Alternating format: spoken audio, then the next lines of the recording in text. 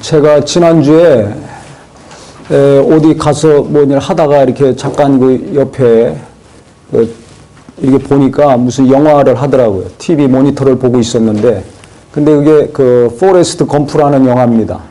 그 유명한 영화인데 보신 분도 있겠지만은 그 뭐 얘기만 듣고 그 이제 보다 잠깐 봤는데 그 좋은 영화인 것 같아가지고 이제 며칠 지나서 이제 이렇게 컴퓨터에서 찾아가지고 제 아내하고 처음부터 끝까지 좀 봤습니다. 근데 그거 보면서 너무 좋은 영화라서 제가 큰 감동을 받았어요. 많은 것을 이제 그걸 통해서 또 깨닫기도 했는데, 그게 94년 나온 영화인데, 그 주인공이 톰 행크스죠. 너무 연기를 잘해가지고 바보 연기인데 그렇게 연기를 잘해요. 실제같이. 그런데 그 주는 메시지가 많이 있는데, 그걸 보면서도 제가 생각한 것은, 야, 저렇게 신앙생활 해야 되는데. 왜 그러냐면, 이게 지능이 낮아요, 날 때부터. 그 주인공이 지능이 낮은 사람인데 어머니가 훌륭해가지고 너는 다른 아이들과 너는 다를 게 없다. 똑같은 사람이다.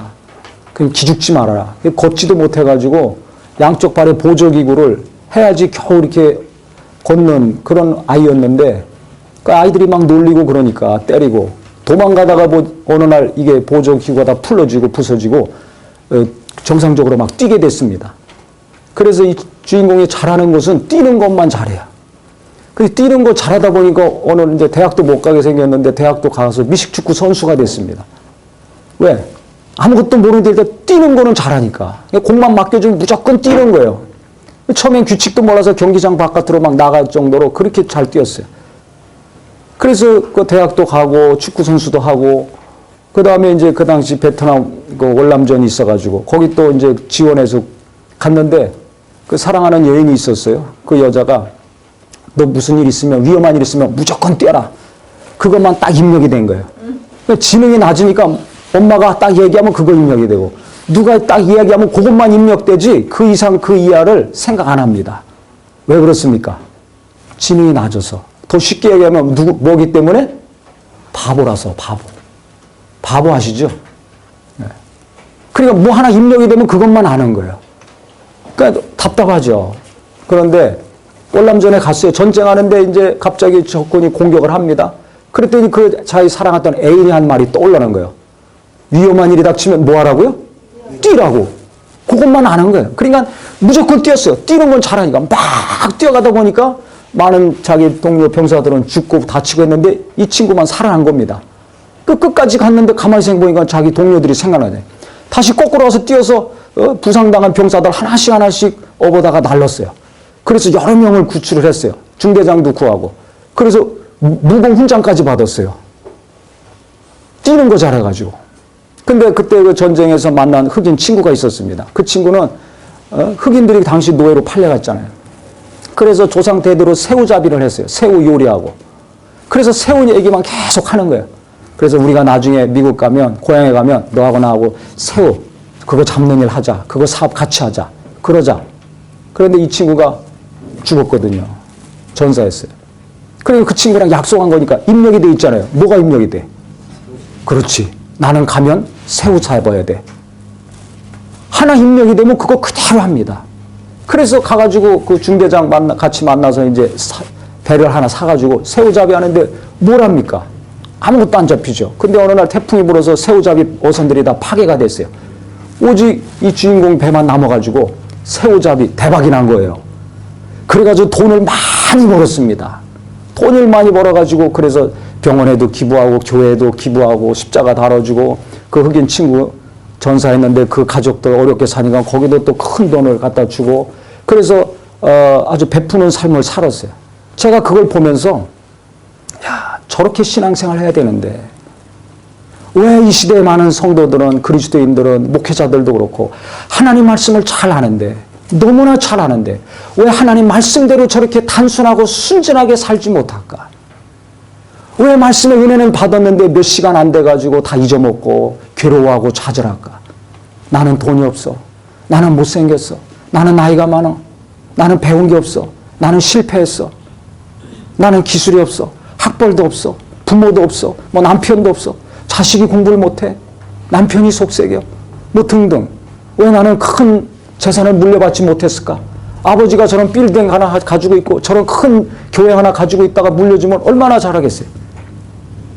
뭐 이런 등등. 자기가 연약한 거, 부족한 거, 자기 한계만 생각하고 대부분 한숨 쉬고 절망하고 방황하지 않습니까? 특히 우리 20, 30대 젊은이들은 뭐 거의 공통적으로 95%가 거의 방황합니다. 부모가 재산을 많이 물려줘도 방황하고 혼자 하루 어디 가서 무슨 일을 하고 먹고 살아야 될지 모른다 할지라도 어떻게 될지 모른다 할지라도 방황해요. 그 속은 똑같이 방황하더라고요. 대궐 같은 집에서 시간 많고 돈 많아서 여기저기 비행기 타니고 지구 반대편 날아다니는 사람도 방황해요. 어떻게 살아야 될지 몰라가지고. 그래서 저 엊그저께도 통화했어요. 제발 와서 오랜 시간 좀 저하고 좀 갖게 해달라고. 믿음이 있으니까 하나님 일도 하고 싶지. 사업도 해야지. 자식도 키워야지. 그런데 어떻게 해야 될지를 모르는 거예요. 돈이 많으면, 일이 잘 되면, 시간이 많으면, 여유가 있으면 뭔가 잘 될 것 같죠? 천만의 말씀. 어떻게 해야 될지를 몰라요. 돈이 있건 없건, 시간이 있건 없건. 제발 나한테 많은 시간을 좀 주십시오. 제발 오래 있다 가십시오. 제발 많은 말씀을 해주고 가십시오. 신신당부를 하더라고요. 왜 그렇습니까? 칼바를 알지 못해요. 이게 이 시대 젊은 사람들의 특징입니다. 5, 60대는 자기가 주관이 뚜렷하죠. 목표가 분명했습니다. 그래서 무슨 일 하든지 열심히 노력하니까 나라도 이만큼 키워놓은 겁니다. 발전시켜놓고. 교회도 이만큼 한국교회를 부흥시켜놨지 않습니까? 그런데 지금 그 풍요 속에서 자란 20, 30대들은 어떻게 해야 될지를 몰라요. 아무리 많이 도와주고 후원해주고 많은 것을 갖췄다 할지라도 자기 앞에 있는 거 해결할 능력이 없어요. 자기 앞길 어떻게 해야 될지를 몰라요. 그래서 결혼도 안 하는 거예요. 먹고 살기 어려워서 안 하는 것도 있지만은 결혼해서 한 가정을 책임진다는 것 자체가 두려운 거예요. 감당할 자신이 없는 겁니다. 그게 이 시대의 이 젊은 사람들의 특징입니다. 그걸 잘 아셔야 돼요. 겉으로만 멀쩡하니까 모태 신앙이니까 그건 믿으면 안 됩니다. 그 지난주 설교 굉장히 중요합니다. 사람은 믿을 대상이 아니에요. 믿을 대상은 누구라고 그랬어요? 하나님입니다. 우리가 믿어야 될 분은 하나님이에요. 그래서 부부간에도 위로하고 격려하고 사랑하라는 거예요. 이웃은 사랑하라는 거지 믿지 말아야 돼요. 믿는 것은 하나님을 믿어야 됩니다. 사람의 마음은 하루에 12번씩 바뀌는데 내 마음도 바뀌고 내 아내, 내 남편, 내 자식, 내 옆에 있는 사람들 언제 어떻게 바뀔지 모르는데 그걸 어떻게 믿습니까? 그러니까 사람 믿었다가 그러니까 나중에 뒤통수 맞았다고 뒤통수 쳤다 이러는 거죠. 뒤통수 치는 것이 아니라 그게 원래 인간이에요. 그 인간을 잘 알아야 됩니다. 그 주일 설교 여기서만 듣고 끝나지 마시고 자꾸 들으세요. 유튜브에 있으니까 저도 자꾸 듣습니다. 만나방송 그것도 자꾸 듣습니다. 자랑이 아니라 제가 한 설교지만 정말 은혜 받습니다. 왜? 성령이 하셨다는 걸 제가 아니까. 듣지도 보지도 생각지도 못한 말씀들이 막 나오니까. 그래서 그 말씀 계속 생각하고 살죠. 성경 말씀 계속 생각하고 삽니다. 그게 뭐가 하나님 말씀이 들어가면 그와 같이 하나님 말씀이 입력이 되면 그대로 행해야 되는데 왜 그것이 오래가지 못할까? 그러니까 자기 한계만 생각하고 내게 부족한 거, 내게 없는 것만 생각하고 괴로워만 하고 있어요. 이 시대의 특징은 다들 괴로워해. 힘들어해요.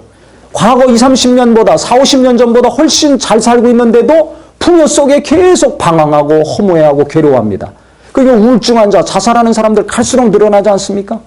감정 조절을 못해서 그냥 여기저기서 자식을 죽이고 이웃을 죽이고 모르는 사람 찔러 죽이고 이게 다반사로 지금 날마다 뉴스에 나오지 않습니까? 왜 그럴까요?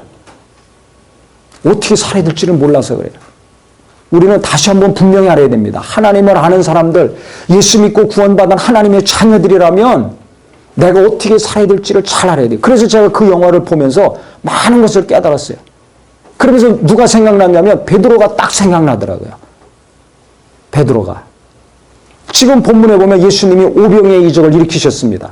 오병이의 이적을 일으키신 다음에 산으로 가서 기도하시고 계셨어요. 혼자. 간절히 기도하셨어요. 보통 사람 같으면 그런 큰 이적을 일으키고 나면 그거 자랑하고 홍보하느라고 막 흥분해서 우쭐대고 껄껄껄거릴 것 같죠. 근데 예수님은 그 엄청난 이적, 전무후무 성경 그 이전에도 없었고 그 이후에도 없었더니 놀라운 떡 5개 물고기 2마리로 수많은 사람들 먹이고 12광줄이 가득히 거뒀잖아요. 이 엄청난 이적을 일으키신 다음에 가서 기도하셨습니다. 뭐 하셨다고요? 기도하셨어요. 아무리 하나님이 능력을 베풀어 주시고 은혜를 베풀어 주시고 역사하셨어 할지라도 겸손하게 이와 같이 또 하나님이 그와 같이 함께 하시기를 위해서 기도하는 우리 모두가 되기를 예수 이름으로 축원합니다. 그래서 사업이 잘 되고 자식이 잘 되고 하나님이 놀라운 이적과 능력을 베풀어 주실 때마다 겸손히 간증을 해서 많은 성도들과 은혜를 나누는 것은 중요하지만 그것이 내 자랑이 되고 의가 돼가지고 교만해지는 자 없기를 예수 이름으로 축원합니다. 그래서 선줄로 생각한 자는 넘어질까 염려하라 그런 거예요. 하나님이 세워놓으면 교만해서 금방 넘어지는 사람들이 얼마나 많습니까? 흔들리는 사람들, 흔들리는 교회, 흔들리는 성도들이 얼마나 많습니까? 이미 자빠져 깨진 목회자들이 얼마나 많습니까? 왜 그래요? 겸손히 이와 같이 예수를 닮지 못해서 그래요. 기도하고 간절히 주님 의지해서 큰 역사는 나타났는데 그 다음에 계속 기도해야 되는데 이와 같이 조용히 또 무릎 꿇고 기도해야 되는데 그 다음에 하나님의 인도함을 받고 하나님의 뜻을 알아서 순종하는 삶을 일평생 살아야 되는데 우쭐하고 목에 힘이 들어갔다가 다 넘어지고 깨지고 자빠지고 있는 겁니다. 그러니까 우리가 성경 잘 보고 예수님 닮으려고 노력해야 됩니다. 죽는 날까지 말로만 성경대로 살자 성경으로 돌아가자가 아니라 정말 예수님을 깊이 생각하며 주님 뜻대로 주님이 행하신 대로 살려고 사모하는 저와 우리 모두가 되기를 예수 이름으로 축원합니다. 그래 혼자 가서 기도하고 제자들은 먼저 배 태워서 보내셨어요. 건너편으로. 근데 밤 한 10시쯤 사경이라고 그러죠. 이게 밤 우리 시간으로 지금 시간으로 치면 10시입니다. 그래 10시쯤 돼서 보니까 막 풍랑 일고 논 일어서 제자들이 위험해졌어요. 그 제자들이 위험한 걸 아시고 예수님이 이제 그 무리로 가신 거예요. 그들 동으로 가시는데 제자들은 정신없으니까 예수님이 유령인 줄 알고 소리 지르고 막 두려워했습니다. 자기들을 도우러 오시는 예수님인데 유령으로 귀신으로 보고서 지금 두려워 떠는 거예요. 얼마나 정신없습니까? 그러니까 우리가 아무리 어렵고 위급하다 할지라도 정신 똑바로 차려야지 그렇지 못하고 두려워 떨고 있으면 나를 도우러 오시는 하나님의 손길을 제대로 붙잡을 수가 없어요. 나를 도우라고 보낸 하나님의 사람을 걷어찰 수밖에 없어요. 그걸 잘 아셔야 됩니다. 그리고 엉뚱한 사람 의지하고 엉뚱한 사람 손 붙잡죠. 그러니까 무언가 안 되는 거예요. 정신 차려야 됩니다. 어려울수록 정신 차려야 됩니다. 어려울수록 하나님의 사람, 기도하는 사람, 성령 충만한 사람, 하나님의 뜻대로 살려고 하는 겸손한 사람, 이런 사람을 환영하고 만나시기를 예수 이름으로 축원합니다. 어려운데 자기를 도우러 오시는 주님, 항상 같이 했던 주님, 그 능력을 행하셨던 주님을 귀신으로 아는 거 떠들고 있잖아요. 두려워가지고. 두려움이 배가가 되잖아요. 두려움을 해결하려 주님이 가시는데 도리어 두려움이 2배, 3배로 더 늘어납니다. 왜? 주님을 제대로 보지 못해가지고. 현실만 보니까. 경제 어려운 것만 보고 돈 대상만 하면 내 안에 두려움은 2배, 3배로 커집니다. 애들 교육시키고 시집장 가기 어렵죠. 그러니까 그 현실만 보면 내 안에 두려움은 2배, 3배로 커지는 거예요. 네? 사업하기 어렵고 직장 생활하기 어렵죠. 취직하기도 어렵죠. 그것만 보면 나는 살 소망이 없어요. 2배, 3배로 고통만 커지는 겁니다. 주님을 똑바로 봐야 돼요. 나를 도우려고 오시는 주님, 내게 말씀하시는 하나님의 음성을 정신 차리고 잘 듣고 붙들고 의지하는 우리 모두가 되기를 예수 이름으로 축원합니다. 주님은 제자들 어려운 거 아시고 기도하다 가셨어요. 무리로. 주님은 내 어려움을 아시고 나를 도우러 오실 것입니다. 나를 도우러 돕는 자를 보내시고 돕는 영들을 보내주실 것입니다. 그래서 항상 거룩한 자를 사모하고 가까이 하셔야 돼요. 예배를 가까이 하시고 사모하셔야 돼요. 세상 두 쪽이나 할다 할지라도 정말 예배 빠지지 마시고 하나님 말씀의 은혜 받으려고 하나님의 사람하고 정말 하나님의 은혜를 나누려고 힘쓰시기를 바랍니다. 그래 더 두려워서 막 떠들고 있는데 주님께서 나다 두려워하지 말아라 하셨어요. 그랬더니 그 중에 베드로가 그래도 항상 주님을 사모하고 뜨겁게 열망하는 자였기 때문에 무리로 주님이 오시는 걸 딱 보더니 뭐라고 했습니까? 주여 주시오던 날 무리로 오라소서. 다른 제자들은 이게 진짜 주님인가 아닌가 어리 뻥해가지고 쳐다보고 있는데 베드로는 주님이시거든 날 무리로 오라소서. 왜? 주님이 지금 무리로 오고 계시잖아요. 배 타고 오신 것이 아니라 지금 무리로 걸어오시는 거 딱 보더니 주시오던 날 무리로 오라소서. 오라 그러니까 베드로가 무리로 갔습니까? 못 갔습니까? 갔습니다. 근데 여기 잘 보세요. 성경 잘 보세요. 이때 29절에 오라 하시니 베드로가 배에서 내려 무리로 걸어서 예수께로 가되 바람을 보고 무서워 빠져가는지라 그랬습니다. 뭘 보고 빠져갑니까? 바람을 보고. 그 이전에는 바람이 불었습니까? 안 불었습니까? 불었어요. 예수님이 오라 했을 때도 바람은 불었어요. 배를 보내셔서 너 배 타고 나한테 오라 이렇게 하지 않으셨습니다. 구명선을 보내신 것이 아니에요. 무리로 와라. 그래서 베드로가 주님만 봤을 때는 그 말씀만, 그 영화의 주인공 입력이 되면 그냥 그 입력된 대로 그대로 행하니까 훈장도 타고 많은 사람도 구출도 하고 축구선수도 해서 유명인사 되고 자선도 하고 그 다음에 사업도 해서 뭐 많은 사람 도운 것처럼 뭐 하나 딱 입력되면 그대로 해야 한 것처럼 베드로가 오라니까 그것만 입력이 돼가지고 주님 말씀만 입력이 돼서 다른 것은 하나 생각 안 하는 겁니다. 이 순간은 베드로가 믿음이 충만했습니다. 근데 현실적으로 보면 이게 정상이에요? 바보예요? 바보가 된 거예요. 무리로 가는 것이 정상인이에요? 바보예요? 바보죠. 무리로 가면 죽어요? 살아요? 죽습니다. 빠집니다. 잘 들으세요. 내가 하나님의 기뻐하시는 믿음으로 살기를 원합니까? 하나님이 함께 하시는 능력의 삶이 되기를 원합니까? 그 능력의 말씀, 이 놀라운 생명의 말씀이 내게 체험이 되고 이루어지기를 원합니까? 그렇다면 우리는 세상에서는 지혜롭고 똑똑한 척 하며 살아도 괜찮아요. 그렇게 사세요. 하지만 하나님 앞에서만큼은 철저히 내가 바보가 되어야 되겠구나 결심하기를 예수 이름으로 축원합니다. 예수 앞에 바보가 된 거예요. 이 순간에. 바보가 되니까 주님 말씀하신 것만 딱 입력이 되고 다른 건 하나 생각이 안 나. 이거 물인데 이 생각하면 갈 수 있어요? 못 가요? 못 갑니다. 지금 바람 부는데 못 갑니다. 내가 이거 미친 짓 하는 거지? 정상적인 생각. 주님이 하신 말씀 이외에 다른 생각하면 못 갑니다. 이적을 경험하지 못합니다. 그런데 오라 하니까 그 말씀만 딱 믿었어요. 그 말씀이 들어오자마자 그 말씀 믿고 다른 것은 하나도 생각 안 한 겁니다. 주님만 보고 주님 하신 말씀만 듣고 가니까 이게 무리를 걷는 거예요. 근데 주님만 봤을 때는 걸었는데 그 말씀만 생각했을 때는 걸을 수 있었는데 옆을 보니까 이게 무리거든. 바람이 불어요. 옆에 보고서 바람을 보고 무서워 빠져가는지라 예수님만 바라봤을 때는 갔는데 옆에 쳐다보니까 빠진 거예요. 무서움이 들어왔습니다. 무서움이 없었어요. 주님만 바라보고 주님 하신 말씀만을 붙들고 갔을 때는 무서움이 없었어요. 빠져가지 않았습니다. 근데 현실을 인정하니까 현실을 보니까 다시 무서움이 들어오고 빠져들어갔어요. 그래서 소리 질렀죠. 살려달라고. 그때 예수님이 가셔서 건져주셨습니다. 그리고 뭐라고 말씀하셨습니까? 믿음이 작은 자여 왜 의심하였느냐. 그러니까 믿음이 있었을 때는 그가 무리를 걷는 이적을 경험했는데 만약에 그 믿음을 계속 지속했으면 어떻게 됐습니까? 예수님과 같이 무리를 걸어왔겠죠. 그러면 엄청난 사람 됐을 겁니다.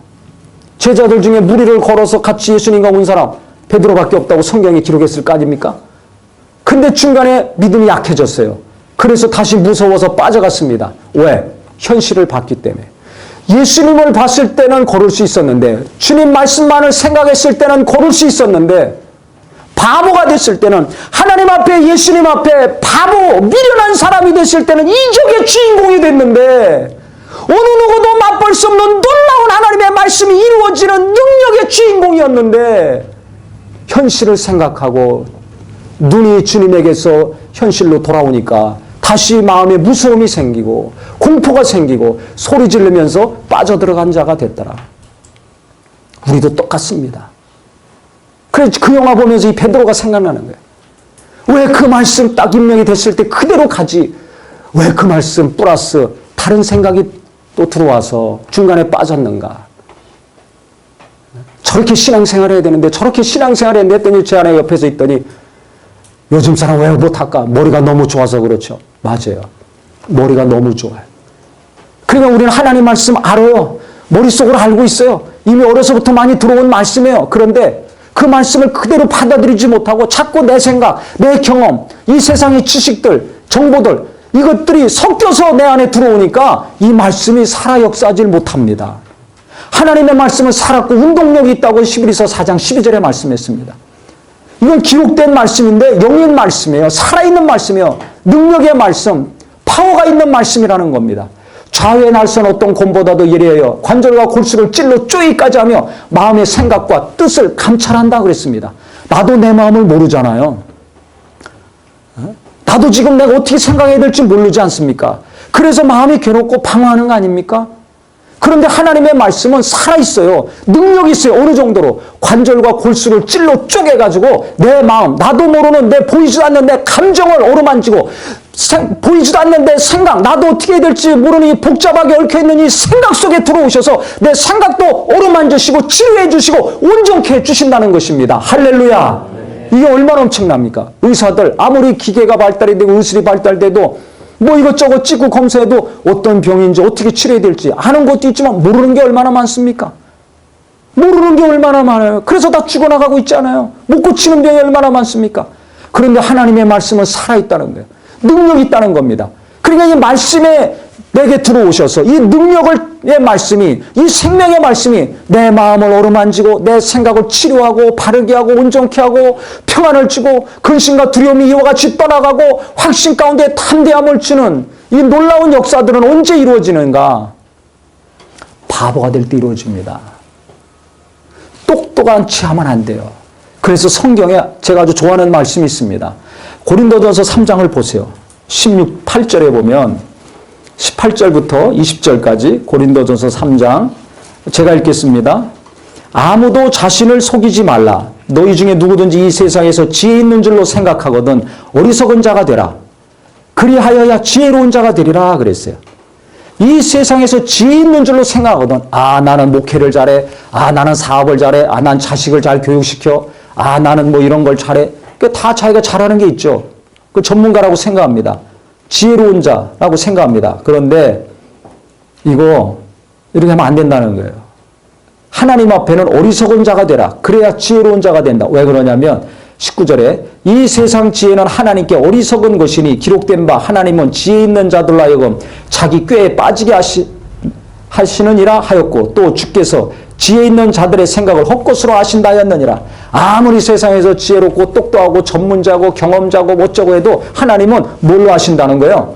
헛것으로 하신다는 거예요. 아무것도 아니라는 겁니다. 왜? 하나님은 이 세상에 어떤 지혜로운 사람보다 더 놀라운 완벽한 능력과 지혜를 갖고 계신 분이기 때문에 우리는 한치 앞을 모르지만 하나님은 아시는 분이에요. 점지 않으신 분이고 전능하신 분입니다. 그럼 못하실 것이 없는 분이에요. 그렇기 때문에 우리가 하나님을 의지하면 진짜 하나님을 신뢰하면 하나님의 이 완전한 지혜가 하나님의 이 놀라운 것이 우리에게 임합니다.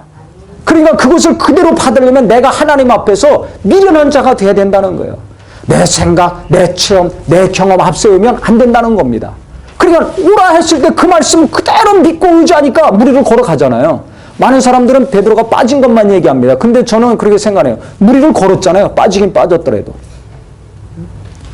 그러니까 자기 생각, 현실, 세상이 주는 거, 이건 물인데 내가 지금 가다 보니까 무리를 걷고 있네? 지금 바람이 있는 이 무리를 걷고 있네? 바다를 걷고 있네? 그러니까 그때 빠진 겁니다. 그러니까 우리가 하나님 말씀 듣고 읽고 은혜 받는다 할지라도 이런저런 복잡한 생각들이 있죠. 이 사람 저 사람이 하는 이야기 있습니다. 여기저기 주는 정보가 있습니다. 그거 자꾸 생각하고 의지하다가는 하나님의 능력이 하나님의 말씀 역사가 내게서 자꾸 없어져 갑니다.